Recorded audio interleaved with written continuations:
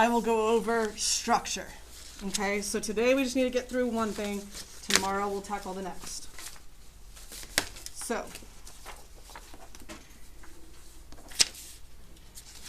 all right, here we go.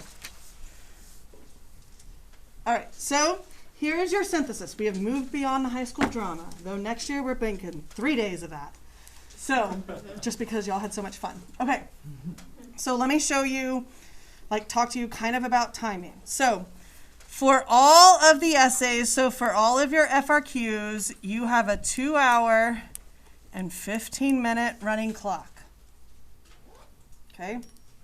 Now, at each time increment, the proctor, which usually is Miss Jones, is usually ours, comes up and says, it is suggested to move on to question number 1. It is suggested to move on to question number 2. Sometimes that doesn't happen.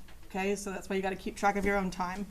And I'm going to prep something for us for the mock exam that will have like a time chart on the table so that you can kind of start prepping yourself. It won't be there for the real exam, but maybe that will help you to kind of do your way here. So in the 2 hours and 15 minutes, in the beginning you're like, 2 hours and 15 minutes, man, I got time. Well, you have 15 minutes to read Q1, which is what we're doing today. Okay? Because you have 5 to 7 sources, College Board gives you 15 more minutes, okay? You have 40 minutes to write Q1. You have 40 minutes to read, annotate, plan, write Q2, rhetorical analysis. You have 40 minutes to read, annotate, plan, Q3, argument. All right, so what happens is this.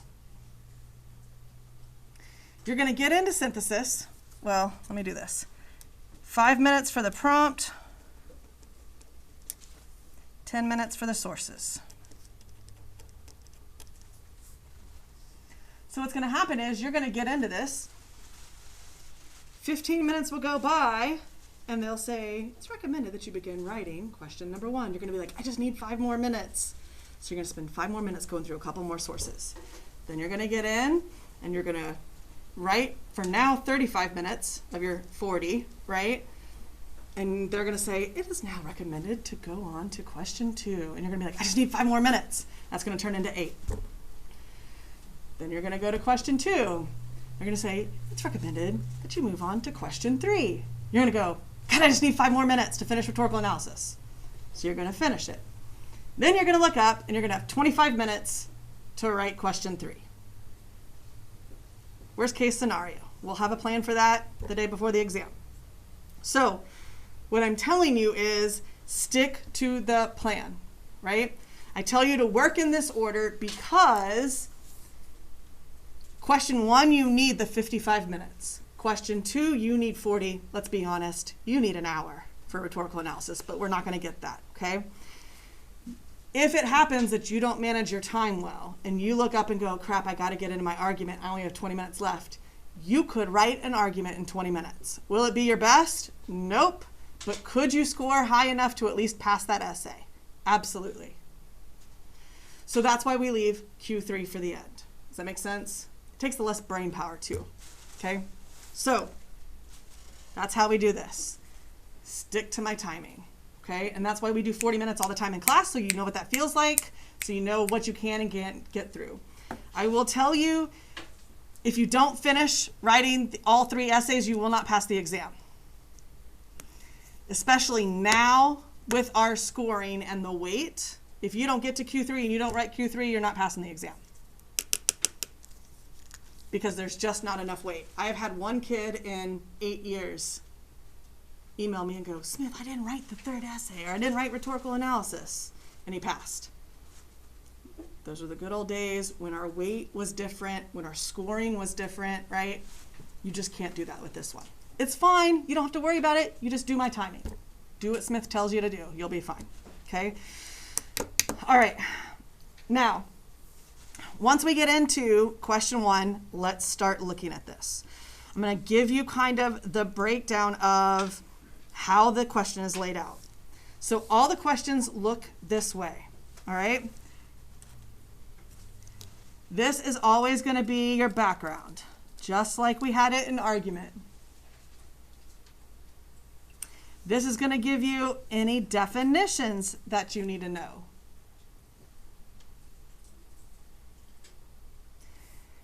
The second paragraph is always going to be where you find your task. The third paragraph is always going to be the directions. We will read this once, you will never read it again because this doesn't change. Okay? This is always your list of sources, so you always have 5 to 7 sources with at least one visual. Visuals can be a picture, a photograph, it can be a painting, it can be a graph or chart, it can be a political cartoon, it could be a cartoon strip, it could be a news headline, it could be a wide gamut of things, okay? We'll talk about what to do with that. So when we get in, I will tell you that one of the things that y'all saw yesterday is y'all were able to bring in your expertise and ideas, and y'all were able to extend on more than what was offered in the source. It is vital for us to do all of our prompt deconstruction in question 1, because if you don't, you end up giving me a DBQ. You just end up spitting back source. So the time that we're spending to build this is going to be extended today, but you just have 5 minutes to do this, right? It's fine, y'all can do it. All right, so here we go. Many recent college graduates have faced record levels of unemployment. This situation has led people to question what they value about higher education. Okay, I'm jotting down that why this is important now. So I'm looking at the idea of why is this issue important now? Because of unemployment, right? Okay.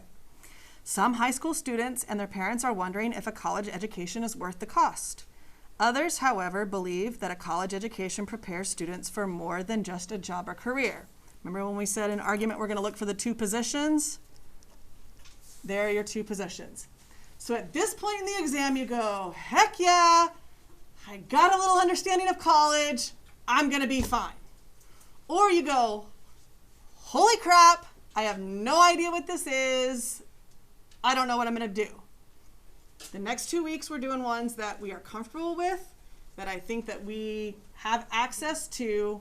After that, we're going to practice those tools. After that, we'll practice the tools for what do we do when we have no clue, okay? Because that's kind of where I think we're leaning this year. All right, so now carefully read the following 6 sources. This is always the same, including the introductory information for each source. Always the same. Then synthesize information from at least 3 of the sources. This is always the same. However, I'm going to tell you to do 4. And here's the reason why I tell you to do 4. A lot of things that we do in synthesis, we do because I've scored synthesis for 4 years at the reading. So I've seen the good, the bad, and the ugly. And I've seen what tweaks we can make to what we already do that can get us an advantage later, right? Okay, so letting myself in, hold on. All right, so we're going to use 4 sources. Here's the reason. If you have to use 3 in order to pass. That doesn't tend to be an issue of kids using 3. However, if you use a source incorrectly or you misinterpret a source, that source doesn't count as one of your 3. I ignore it like it's not even there. So then you're down to 2. So let's say you choose the chart or the graph and you interpret it wrong, which everybody usually does. You only have 2 sources. You don't get higher than a 1, 2, 0. I can't give you higher than that, okay? We do 4 because we have a backup just in case. Also, it fits, we're using the same structure we've used all year. Intro, 2 body paragraphs, conclusion. In your 2 body paragraphs, you're going to have 2 chunks per paragraph. And guess what? 1 source per chunk. So that naturally lends itself to 4 total sources. Okay? And incorporate it into coherent, well-developed essay that you need to look for this marker verb. Because the marker verb is not going to always be the same.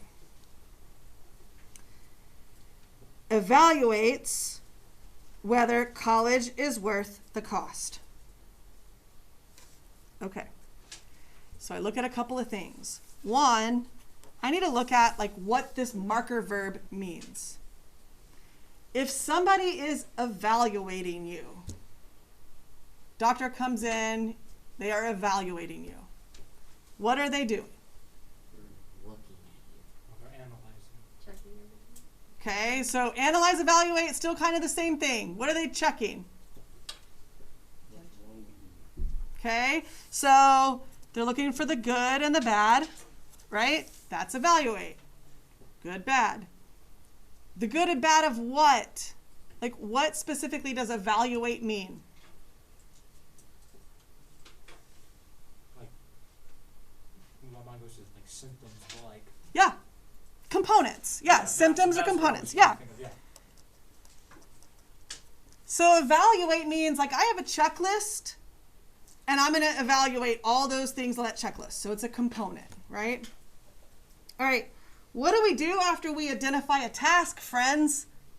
What question? We ask our what questions, okay? This is what is vital. One of the problems that students have in synthesis is they can only provide the source and what the source says. They have nothing new to offer. If that's all you give me and you just regurgitate what's already there, you get a 1-2-0. That's a DBQ. So what we're about to build is going to be avenues of how you can extend on evidence that is already there, okay, with your own opinions. So our first question, as we start at the end,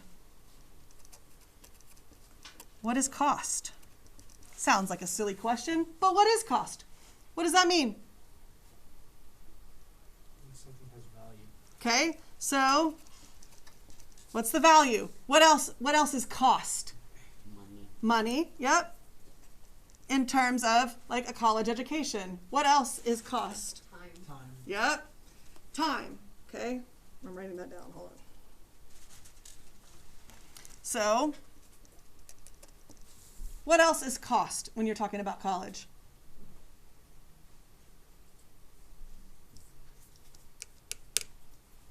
Separation from like your family, maybe?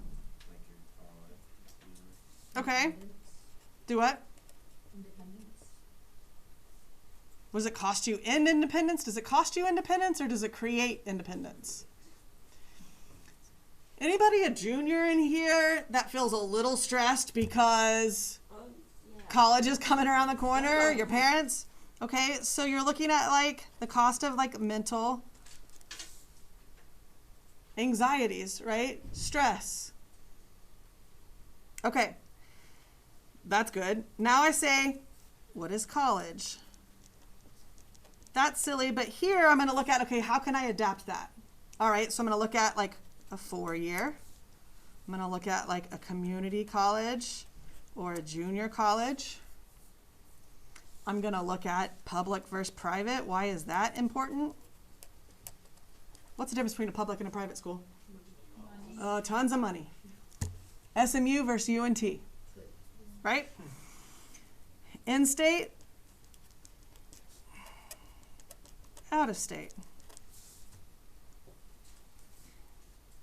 So what I'm doing here is I've kind of created these components, right? Kind of looking at that, but I'm also looking at like any piece of evidence that I have, I can extend on it. Also, I'm looking at these are things now that I can go into the sources and have a purpose for looking for things instead of just blindly reading a source, okay? Then, this isn't a what question, but we still have to ask, like, is college worth the cost? Question mark, plus our because statement. Our paragraph 1 and our paragraph 2. Now, that is not, this position is not an evaluate, right? But know that question 1 is always an argument. So no matter how it's asked, I'm still going to ask you to take a position on something, even if it doesn't specifically say take a position on. Because if this is still an argument and we say 50-50, have I ever said that a 50-50 argument is an argument? No. So even though you might evaluate the pros and cons, you still have to take a position even in the end. Does that make sense? So we're just going to put our position in the beginning and the end. All right? Our because statement is just like we did for argument, right? It is absolutely vital to venture into the unknown because. 1 and 2. Good? That is now like how we're going to build our language for our argument. Now, the next thing that we need to look at, yesterday we talked about with our article that we read that like you have to have your own voice and your own opinion. You have to build it before you get in. So we're going to brainstorm.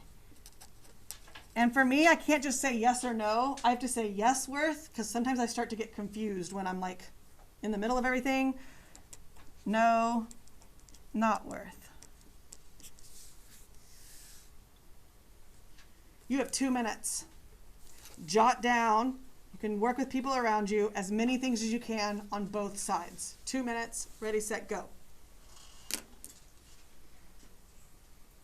Jonathan. I meant to tell you yesterday I didn't see your comment until like you had already left, and I giggled when you left because you were like, "What boyfriend spends 4 hours with another girl?" And I'm like, "That's a good boyfriend right there. That's a good response." So you had already left, and I got to finally read it, and I was like, "Hee hee hee." Well, yes, but jobs will like. And I like the haircut.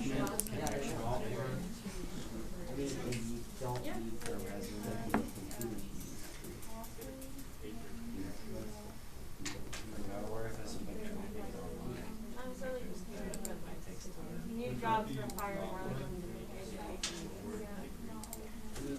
Like it's not like, oh, I'm gonna like go build the road anymore because like they have machines for that now. Yeah. It's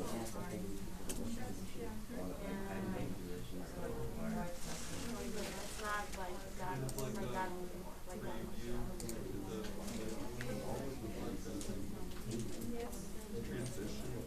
Yeah, but not like that. That type of thing. Because there's a different type of maintenance.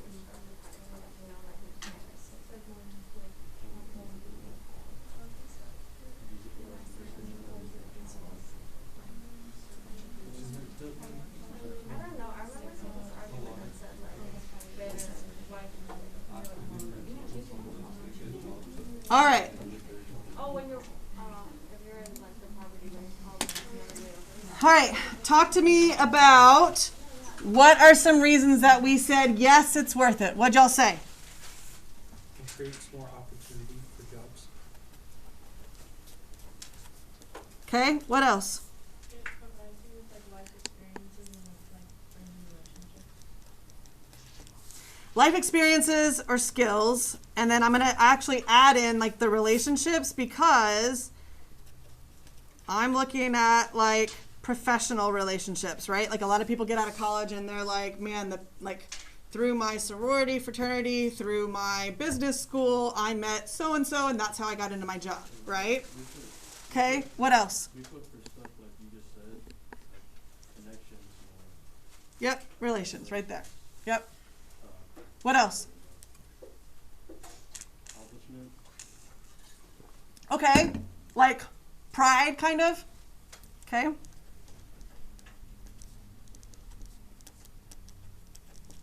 All right.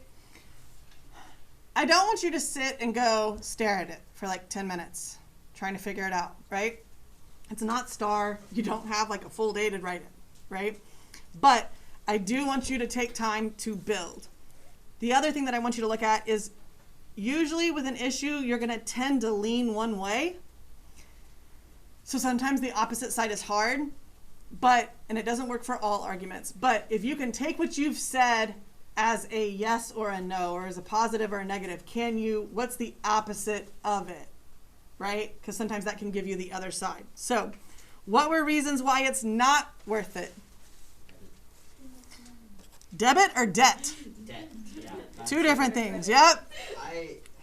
What else? Everything is like online now. Like you can find a lot of like invaluable information like online. Okay, so yeah, so there's info and training. That's good. That's the first time I've actually heard that today. That's good. Info and training online. What else? There's no like immediate guarantees in being fully. Yep. If you specialize in something like, I don't know, like cable marketing, it could eventually, your degree that you spent all that time and money to get can become obsolete due to technology. Yep, that's great. I haven't heard that either. Specializations. There's like better trade jobs that you don't, they're not required. Okay. There are other opportunities like trade skills. Yep. You can like still be successful without college. I mean, you could still go be a rapper. It takes a lot of time. It takes what? A lot of time. Yeah. Okay. So good. Here's what you're going to see, right? You're going to see that a majority of the time, sources should be balanced in there. So if you have 7, you'll probably have a couple one way, a couple another way, and then one or two that could be neutral, that can be read kind of either way. Sometimes you'll feel like all the sources are leading you in a direction. Don't fight the direction. If you're one side, but all the sources are leading you to the other, there's an argument in there that you can write. That's a really hard argument to write. Don't fight it. I'm not calling up and going, hey, Hargey's mom, she said in her essay this summer that she doesn't think college is worth the cost. Will you, we're not going to search that up, right? So don't fight whatever's being given to you. But now what you have done is that you have now given yourself more things to look for when you go into your sources, right? You've also given yourself a concession refutation, right? Although you might have more job opportunities by going to college, the debt is not worth it. You've either written a concession refutation or you've written your assertion for your body paragraph, right? Okay. Before we move on to more planning, why is that crooked? Let's go look at this directions page, okay, or the paragraph. So we're going to read it once. We'll never have to read it again. Your argument should be the focus of your essay. Use the sources to develop your argument and explain the reasoning for it. Avoid merely summarizing the sources. Indicate clearly which sources you are drawing from, whether through direct quotation, check, paraphrase, and I'm going to say a direct paraphrase. I'm going to mark out summary. So I'm going to tell you what I mean by those, okay? We know what a direct quote is, right? Okay. A direct paraphrase, think about the notes that you're taking over your documentary study. Those are direct paraphrases. You can say, this is around the first third, and you can give me a paraphrase of it, a direct paraphrase, and I can stop and go, that's where it is. Same thing in a passage, right? If you give me a direct paraphrase, I can go into paragraph 4 and know that it's there. For me, what happens when you guys write, when they offer the option of a summary of a source, you overgeneralize a source, and then kids end up not looking at the nuanced perspective of that source, and then I can tell you don't really know what that source says, because you just say source A argues against the idea of needing college. That won't count as one of your sources. So I say no summary. But I want both. I want a direct quote, and I want you to also show me a paraphrase. Why? Because as a reader, now you're showing me that you can do both, and you can move in and out of using direct quotes and not using direct quotes, right? That shows a higher level of writing when you have that ability. You may cite the sources as source A, B, etc., or by using descriptions in parentheses. So this is what you use for MLA. I pray to God that you have written an essay or paper at some point where you have had to, after you've given a piece of evidence, internally cite it, right? In between the parentheses, last name, or if it's the article title because there's no author, right? We've worked on that. This is MLA. We will use this. we will simply use the letter. Now we're going to actually do both. So you know how when we are writing our rhetorical précis or the first sentence of your podcast assignment, right? You say, in a recent New York Times article, Crawford claims that. So in a paper, when you do that, you don't have to put Crawford again at the end because you've already told me where that source comes from. You just have to write a page number if there's a page number. So we're going to use that language of what we use in our rhetorical précis in our first sentence or in your podcast assignment. We're going to use that to introduce the sources, but at the very end, we're still going to write source A at the very end of that piece of evidence. Here's the reason why. When I am reading essays for this, I already told you, like, every year I graded this, I cried like twice, and I don't cry, right? Because it's so frustrating because it's so much to grade. So when I'm looking through this, and I'm having to read these average anywhere from about 3 pages up to like, I've read 10, 11 page synthesis essays. Because they are longer does not mean they are better. I read a 10-page one because it said the issue in there and then the rest of it was a love letter to her boyfriend. Actually about why they broke up. And like I understood. I was like, you're thankful. Like, boyfriend, good job. I've also read a 3-page 5.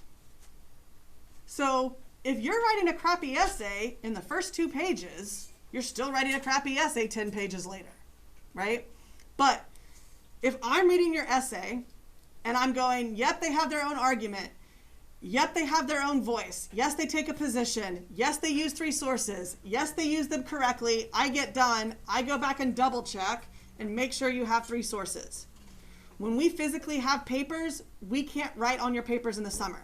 When I grade your papers in here, you're going to see me write 1, 2, 3 because I'm checking off visually for me as I'm going through. When we have your papers like in the summer, we don't get that opportunity. So I have to go back and double check.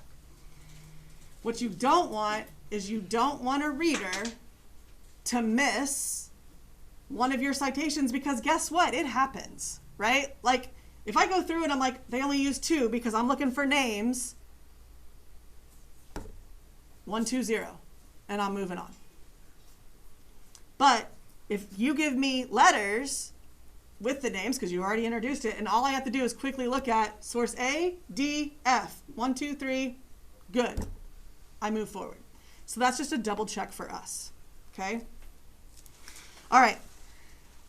Now, we're going to do 2 more things planning-wise before we move on, which I think will help us get the sophistication point if we can do it and do it well.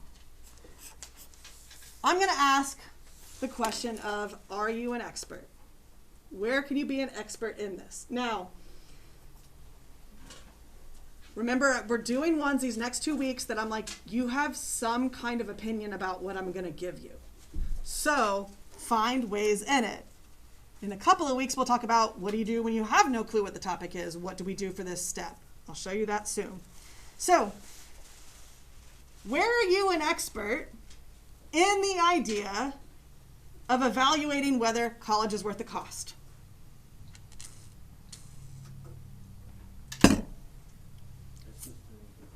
Okay, siblings, yep.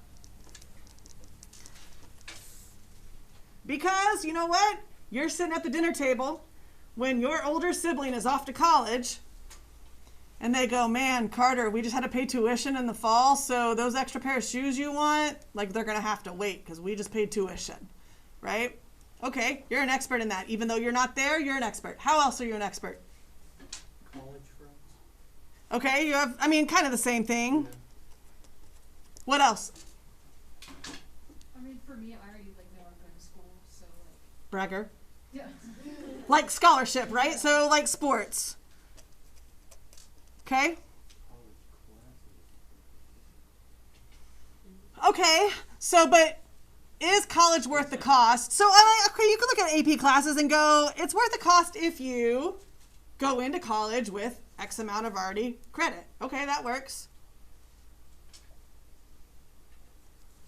people that didn't go to college. Okay, maybe your parents did or didn't, right? My parents didn't go to college. Okay, so you may have parents who did or did not. That will influence how you feel, right? If you have parents that did not go to college, they might be going, you absolutely will be going to college. You might also have parents that didn't go to college and go, girl, you don't need it. I got you a job already. Okay, right? So you have that. Avid friends, don't you have a whole lot of experience about colleges? Unfortunately. Sure. Yep. Campus visits, right? You have all that. The other thing I want you to look at is how are you different than the other juniors that are taking this? Because in our community, are we in a community where there are many options offered? College is not the end result for everybody. Do we? Really? We have a lot of those? Nope. Y'all, in elementary school, y'all are walking down your elementary hallways, there's college flags everywhere. There's college day. Middle school, college flags, college day. So it's ingrained to you in our community that that's just where we go, right? So this is just like a funnel into college.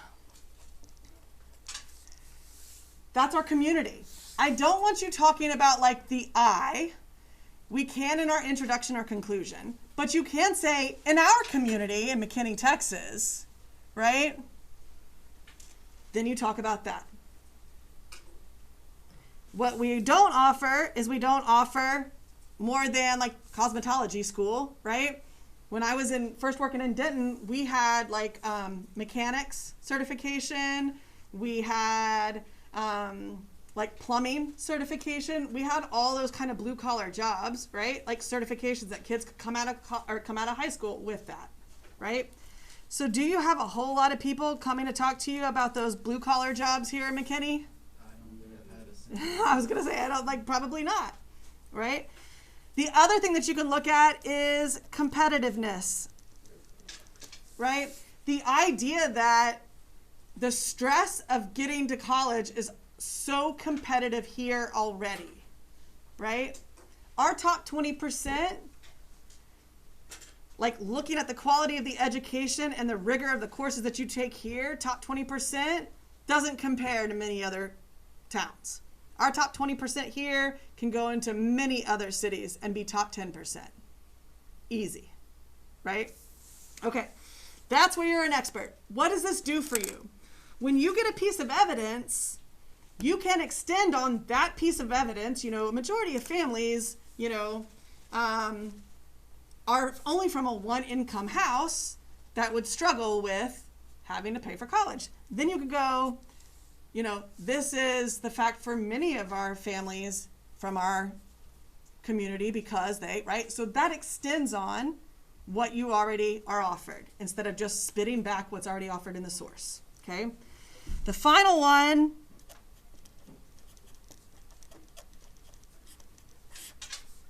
is outside source or outside knowledge. This is different than being an expert because now you're going to look at, did you listen to a podcast that you can connect? Did you watch a documentary? Did you read an article?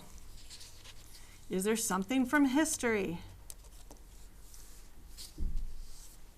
Now, these two, being an expert and outside source or outside knowledge, I don't want you to waste your time trying to figure it out. But if in the process of looking at this, it comes to you and you go, man, this is just like in history with the American Revolution tie that in.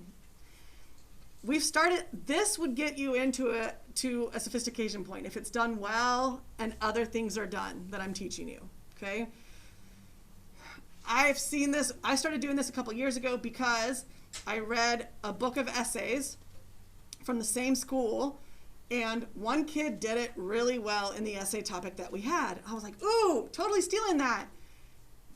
But then the next 10, you could tell these poor little babies were trying to follow the format that their teacher taught them by saying, put in some outside knowledge. So they were just shoving things in there that obviously didn't connect, but they were following that format, right? So I'm going to tell you, don't waste your time doing this if it doesn't come to you naturally. However, if it does, the expertise, I would like for you to try to find this. In 2 weeks, when we start going to things that you don't have expertise in, we're going to change this to what questions do you need to ask to become an expert in this field. All right? So we will kind of tweak that as we go. But this will lead voice for you. Good? All right. This will all be done in 5 minutes. Oh, yeah. Think of like, really, you guys, you're only reading these 2 paragraphs, and you're doing all that. Right? Quick, fast, and in a hurry. All right, let's look at sources. So when we're looking at sources, I'm going to tell you what we have to look for. What time did we get out of here? 1:41. Okay. So when we go into a source, we have to look for 5 things. We're going to look at the source info. We're going to look for bias. We're going to look for sound bites, and I'll tell you about sound bites. We're going to look for the big claim and persona. And then we're going to look at connecting or fighting with another source. All right, so before we even get in, this looks much like your DBQ where you're given source information, but we've got to pull more from the source, okay? This is going to help to give us some insight into the source and then other things to say about the source. So, I'm going to skip the name. I'm going to go to the title. The case for working with your hands. Already, when I'm talking about my issue, is this for or against the idea of college being worth it? What do you think? Yes. Against. So I'm going to put a negative out to the side. I'm already kind of categorizing the topic, right? I'm going to look at where it's from. New York Times. This is all in the source information. New York Times Magazine. I mean, is there anything there? No, it's a national magazine. Doesn't really change my opinion of the source, okay? It could be a parenting magazine. Ooh, okay, that's a little different when we're talking about college, right? Because that audience is very specific, right? Okay. Then I'm going to go to the date and when it's published. 2009. Now, this essay was 2014, but y'all are going to compare everything to 2021, right? So if they give you some information and it's based on the economy from 2010, there's a whole heck of a lot that's happened in 10 years. So you're going to look at, like, does that impact it? So I'm going to say 2009, what's happening in America? What has happened? Economic recession. Yeah, recession. So, not that I want to look for a flawed argument, because their arguments are not going to be wrong. I want to look for what they miss. So, if this article goes in and I go, okay, it hasn't considered the idea of a recession, then I would say, you could say, like, you know, in a recent New York Times Magazine article from 2009, Crawford claims blank. However, she fails to recognize the fact that blank. As a reader, when you tell me things that aren't considered, that are obvious, I'm like, ooh, that's synthesis. That could took their knowledge from whatever they already knew and applied it to that argument. Okay? So I'm looking for that. Next, I'm going to look for bias, either in the magazine or wherever the source is from, or in this italicized part. Sometimes it helps you, sometimes it doesn't. The following is excerpted from an article in the Sunday magazine section of a national paper. I mean, that doesn't really do anything for me. Turn to source B real quick. Source B, the following is excerpted from an online article by the president of a liberal arts university. Is there bias? Yep. 2 ways. 1, bias because it's a university president. They're not going to go, yeah, college isn't worth the cost. Don't waste your money. It's already bent. The other one is the persona. And when you look at a persona, that's like the unique perspective. Though they will all be about college being worth the cost or not being worth the cost. What unique perspective does this offer? If you can find it, that gives you something to talk about. A liberal arts university doesn't have anything to do with politics. Liberal arts university is a university where instead of going and majoring in, like what Donovan was saying, like information technology, you go and you get a liberal arts degree, which means you get 12 hours in music or in the arts, 12 hours in history, 12 hours in business, 12 hours in science. So it is a well-rounded degree. So this has a persona, a unique perspective, because it is not your typical 4-year college of going in and majoring in blank. Does that make sense? So this is even different than another university president would have from, like, let's say like a UNT. Make sense? Okay. All right. Now, sound bites. When we read for a sound bite, I say a sound bite is like what you would get when you are, watching TV and it wants you to watch the nightly news. They give you a sound bite from an interview. A sound bite is short and piques your interest, okay? We don't have time to read this and annotate this like a rhetorical analysis. Good news is most of y'all don't even annotate rhetorical analysis the way you're supposed to. So we don't have to worry about doing it here, okay? But what you do have to do here is you cannot just underline. If all you do is underline and then leave the source, you have now wasted your time, because when you come back to use that source, what do you have to do again? Reread it, okay? So I'm going into this source and looking for things from here. All these things. I'm going on the hunt. If you get in and you only have, like, you get into the first paragraph and you're like, I don't understand what this one's saying, skip it. Go to the next one. Can't do that with all of them, right? So, heads up. All right, so we're going to read through. I'm going to read through quickly, and I'm going to show you a couple of things. I'm not going to read the whole passage to you because I want to get to something else, but I want to show you. So, high school shop class programs were widely dismantled in the 1990s as educators prepared students to become knowledge workers. Ooh, I think that's interesting. The imperative of the last 20 years to round up every warm body and send it to college, then to the cubicle, was tied to a vision of the future in which we somehow take leave of material reality and glide about in a pure information economy. This has not come to pass. Now, his voice is kind of sassy.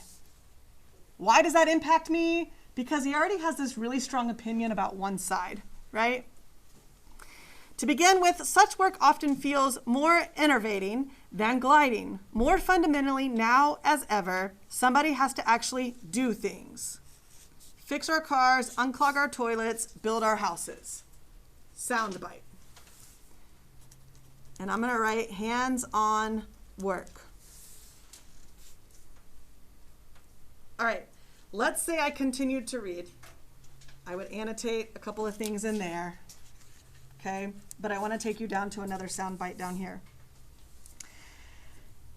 The Princeton economist Alan Blinder argues that the crucial distinction in the emerging labor market is not between those with more or less education, but between those whose services can be delivered over a wire and those who must do their work in person or on site. The latter will find their livelihoods more secure against outsourcing to distant countries. If you can work from home, or you have to manually work on somebody's car, which one job is more secure? Manual labor. Because I could pay somebody cheaper somewhere else to do your job from home. Okay? So that's what this just talked about. That ties to this. So there's more job security in blue-collar work. Does that make sense? Okay. So after I've read this, I come down to the central claim. This claim is making the idea, the whole argument. You can't just say college isn't worth the cost. That's not a claim, that's a position. So what we would say is that there is more value in blue collar jobs than realized. Doesn't have to be a complete sentence, but now what I'm looking at is when I go to another source, the final part is plus or minus a source. You won't be able to do this for a couple of sources, right?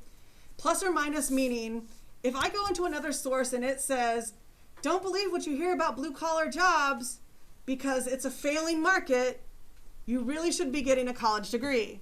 That would fight this source. So once you get in, you want to say, let's say you go to C and that's what C is saying, you could say C fights with A.